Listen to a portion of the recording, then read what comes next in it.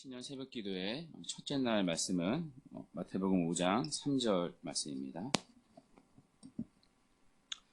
마태복음 5장 3절.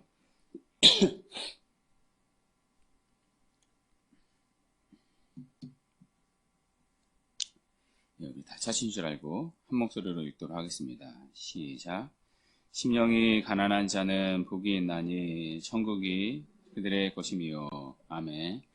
네, 오늘부터 6일 동안 팔복에 대해 살펴보겠습니다.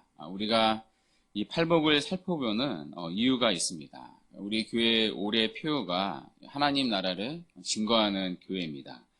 우리가 사도행전을 주일마다 살펴보고 있는데요. 이 사도행전은 하나님 나라의 이야기입니다. 그래서 하나님 나라의 이야기에 맞춰서 신년 새벽 기도의 주제를 정했습니다. 그렇다면 하나님 나라의 백성이 받는 복은 무엇인가?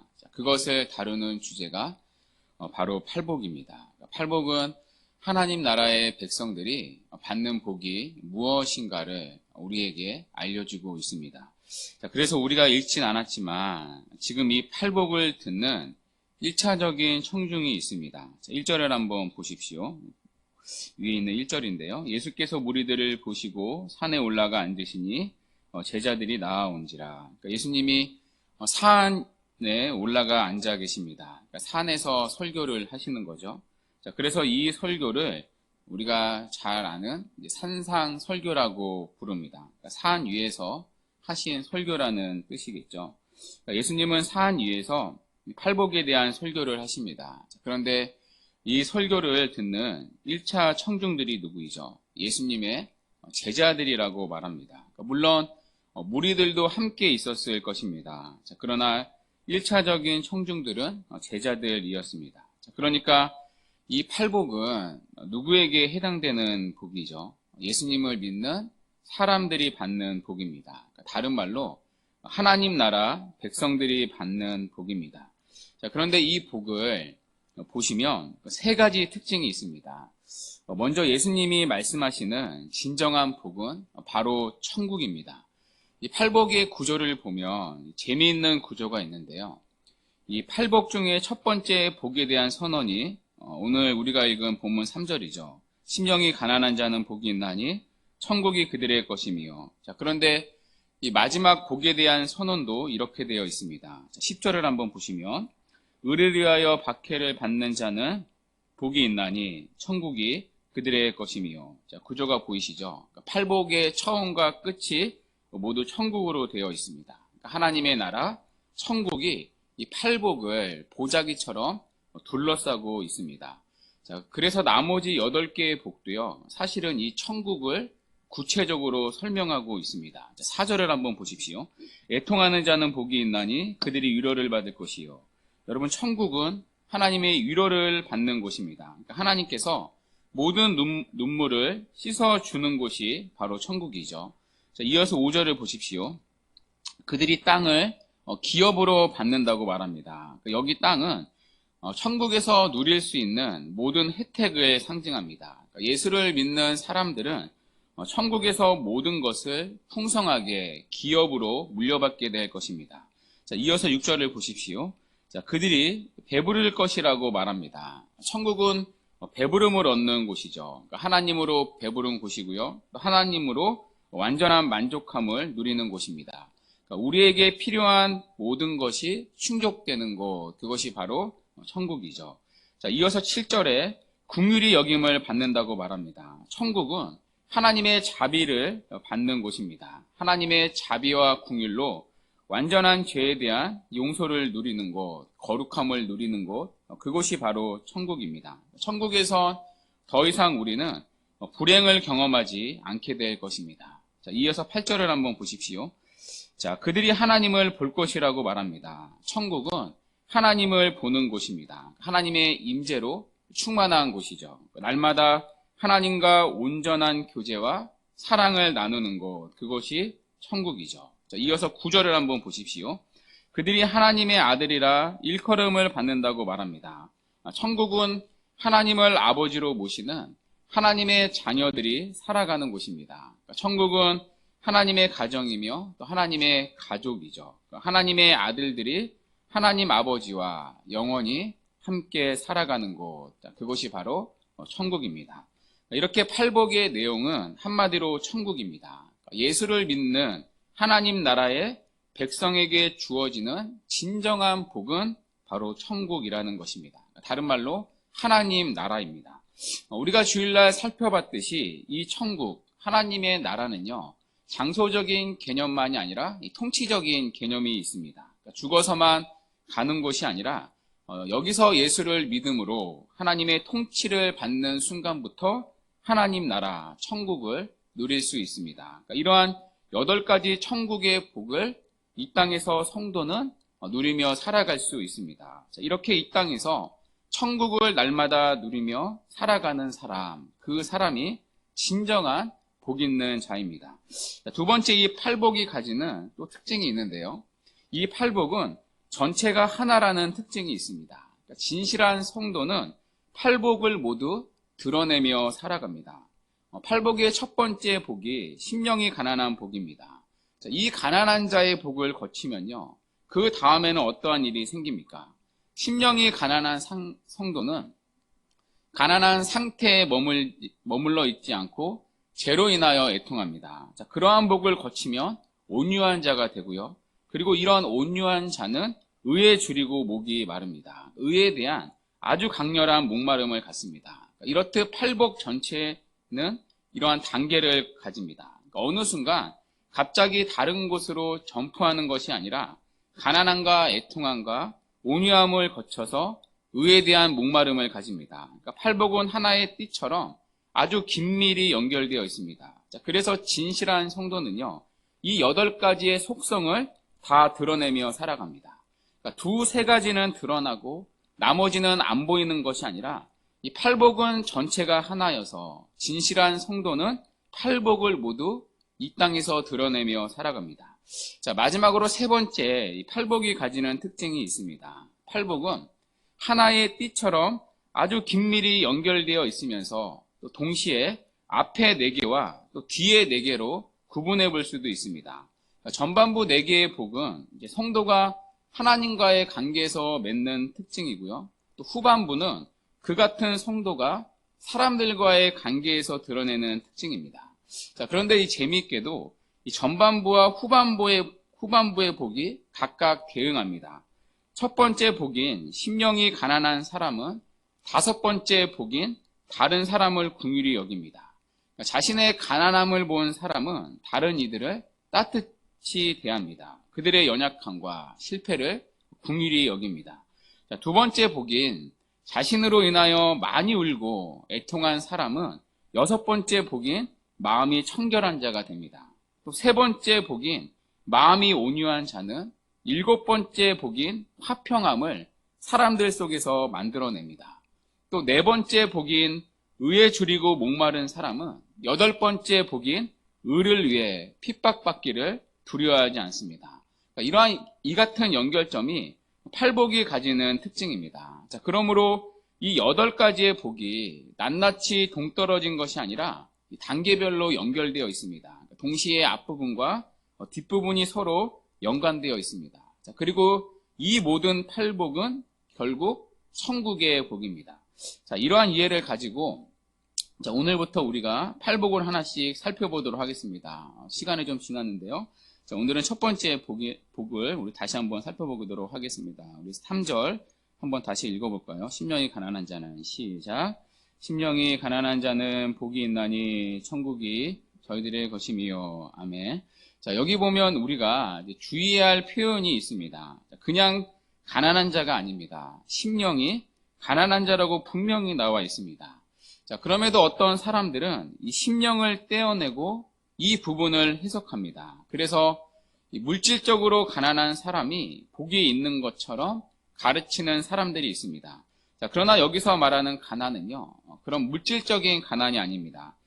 성경은 물질의 가난 자체를 예찬한 적이 없습니다. 물질적으로 가난하다는 사실만으로 그 사람이 선하고 의롭다, 성경은 그렇게 말한 적이 한 번도 없습니다. 가난한 사람이 부자보다 천국에 가깝지 않습니다.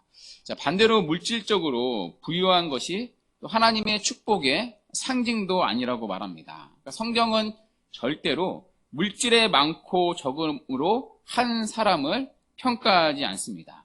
여러분 생각해 보십시오. 만일 여기서 말하는 가난이 물질적인 가난이라면 굉장히 웃긴 일이 생깁니다. 우리는 가난한 자를요, 절대로 도와주면 안 됩니다. 그것만큼 어리석은 짓이 없는 거죠. 왜냐하면 그 사람이 가난을 벗어나는 순간 그 사람은 천국을 누리지 못하기 때문입니다. 자, 그 사람이 천국을 누리려면 어떻게 해야 되죠? 가능한 우리는 그 사람에게서 돈을 뺏어야 합니다.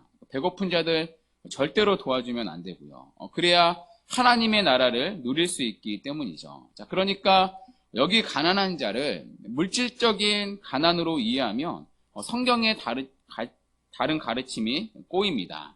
자, 그래서 여기 말하는 가난은요, 외적이고 물질적인 가난이 아니라 내적이고 영적인 가난입니다. 바로 그 사람의 심령, 즉 영적으로 가난한 자를 말합니다.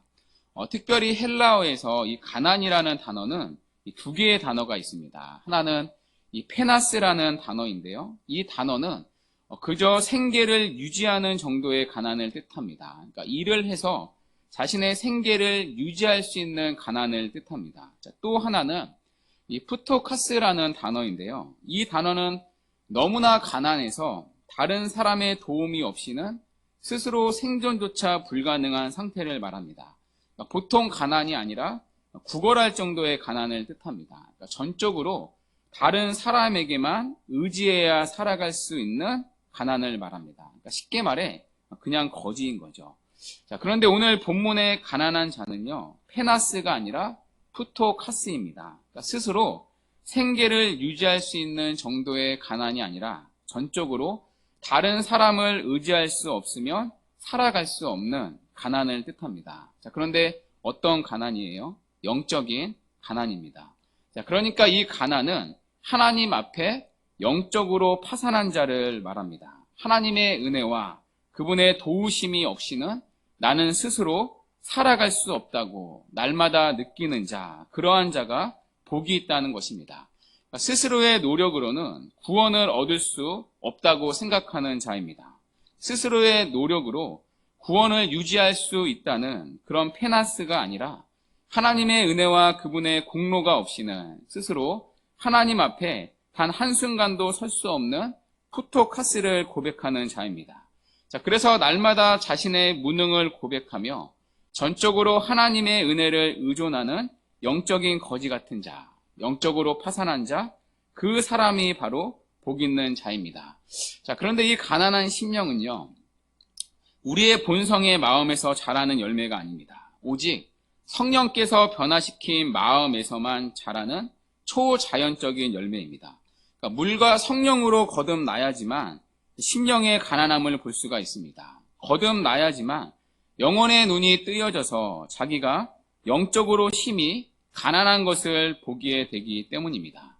여러분, 우리는 본성상 모두 눈이 먼 자들입니다. 그래서 태어난 자연인의 상태로는 절대로 우리의 영혼의 가난을 보지 못합니다. 태어난 자연인은 심령이 가난하기는커녕 죽은 상태입니다. 아담 안에서 죄를 지은 모든 사람들은 죄를 지은 대가로 세 가지 죽음을 당합니다. 영혼의 죽음, 또 이 땅에서의 죽음, 그리고 영원한 죽음에 처해 있습니다. 아담이 죄를 지었을 때 아담 안에 있는 모두의 영혼이 다 죽었습니다. 쉽게 말해 하나님과의 관계가 완전히 끊어지게 되었습니다. 자, 그래서 우리는 계시록 3장 17절 말씀처럼 공고하고 가련하고 가난하고 눈 멀고 벌거벗게 되었습니다. 죄의 종이기에 공고하고 하나님을 멀리 떠났기에 가련하고 하나님께 큰 빚을 졌지만 갚을 돈이 없기에 가난하며 지옥으로 가고 있으면서도 그 사실을 보지 못하기에 눈멀었고 임박한 하나님의 진노를 막아줄 의의 옷이 없기 때문에 벌거벗은 자입니다. 자, 그런데 하나님을 만나 영적으로 거듭나 눈이 떠진 사람은 이 사실을 보게 됩니다. 하나님 앞에서 자신의 가난함과 헐벗음과 굶주림과 자신의 무가치함을 보게 됩니다. 내 의로움이 하나님 보시기에 더러운 옷일 뿐임을 깨닫습니다. 내가 한 최선의 행위라도 거룩하고 의로우신 하나님이 받으실 만한 것이 하나 못 된다는 것을 보게 됩니다. 하나님 앞에 내세울 만한 것이 나에게 하나도 없다는 사실을 깨닫습니다. 그래서 모든 것이 하나님 앞에 핍절하다는 사실을 발견합니다. 이것이 바로 가난한 심령을 가진 자입니다. 그래서 가난한 심령을 가진 자들은 하나님의 은혜만을 전적으로 붙들게 되어 있습니다. 그리고 성경은 이러한 자가 복이 있다고 말하는 것입니다. 여러분, 오늘날 세상은 끝없이 너는 할 수 있다 말합니다. 당신은 할 수 있습니다. 자신만만하고 스스로 부족함이 없습니다. 그러고 이러한 자세를 세상은 칭찬하고 강하고 또 우러러보고 있습니다. 그러나 성경은 다르게 말합니다. 오히려 자기를 볼 때 하나님 앞에서 아무런 할 말이 없는 사람을 성경은 복되다 말합니다. 하나님, 이것은 좀 쓸만하지 않습니까? 하나님, 저의 이런 면은 하나님 앞에 그래도 좀 받음직할 만하지 않습니까? 하나님, 이 정도면 그래도 하나님의 은혜를 받을 만한 자격이 내게는 좀 있지 않습니까? 하고 드러내게 말할 거리가 없는 심령이 가난한 자가 복이 있다고 말합니다. 단순히 이것은 소심하거나 수줍음을 많이 타는 생내적 자질을 뜻하는 게 아닙니다. 그런 것과는 완전히 다릅니다. 하나님을 만나고 하나님을 바르게 아는 진실한 성도 안에서만 발견할 수 있는 자기 자신을 향한 존재적인 타산입니다. 하나님 앞에서 자신에 대한 깊은 좌절이 만들어내는 존재적인 겸손한 고백입니다. 단순히 주님을 처음 만나는 처음에만 그러는 것이 아니라 주님의 은혜를 경험하면 경험할수록 자신이 하나님 앞에서 얼마나 가진 것 없고 내놓을 것 없는 가난한 사람인지를 보게 됩니다. 이런 사람들이 성경은 성도요 복 있는 자라고 말합니다. 그리고 그런 사람은 절대로 피상적으로 얄팍하게 주님을 믿지 않습니다. 나는 정말 아무것도 아니구나. 나는 하나님이 받으신직한 어떠한 일도 하지 못하는구나. 나는 하나님 앞에 오히려 불편하고 해가 되는 존재일 수 있구나. 하나님께서 오늘도 은혜와 자비와 궁일로 나를 대하시지 않으시며 그냥 진멸받아 죽을 마땅한 존재이구나. 다 깨진 질그릇 조각 같은 인생에 불과하구나. 스스로 날마다 하나님 앞에 이러한 고백으로 서는 자입니다. 단순히 세상이 요구하는 어떤 것들이 부족해서가 아니라 세상이 볼 때는 다 가진 것 같아 보여도 하나님 앞에 자신의 모습을 영적으로 마주할 때 나오는 깨어진 심령의 고백입니다. 이러한 성도를 향해 예수님은 참 복이 있다고 하십니다. 왜입니까? 천국이 그들의 것이기 때문입니다. 여러분, 너무나도 아이러니하지 않습니까? 분명으로 영적으로 파산한 자인데 하나님의 나라를 그들의 소유로 주십니다. 그리고 이 땅에서 날마다 천국을 맛보아 알게 하신다고 하십니다. 날마다 자신의 무능을 고백하며 전적으로 하나님의 은혜를 의존할 때 하나님은 우리를 버려두지 않으시고 은혜를 주신다는 것입니다. 하나님 그분이 우리를 다스리는 하나님의 나라가 우리의 가난한 심령을 넘어 삶 가운데 충만히 임한다는 것입니다.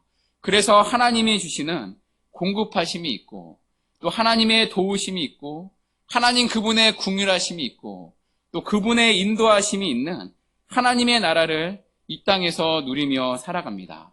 그래서 하나님의 통치하심이 있고 세상이 알 수 없는 하늘의 위로와 하늘의 기쁨을 맛보게 하십니다. 날마다 깨어지고 부서진 그 심령의 사이로 하늘의 부요와 영광을 맛보아 알게 하십니다. 질그릇 조각 같은 자기에게 하늘의 부요한 영광이 담기는 것을 보면서 성도는 그제서야 세상을 다르게 살아갈 힘을 얻습니다. 그래서 성경은 심령이 가난한 자가 복이 있다고 말하는 것입니다. 주 안에 사랑하는 여러분, 올 한 해 이러한 복을 누리시는 은혜가 있기를 바랍니다.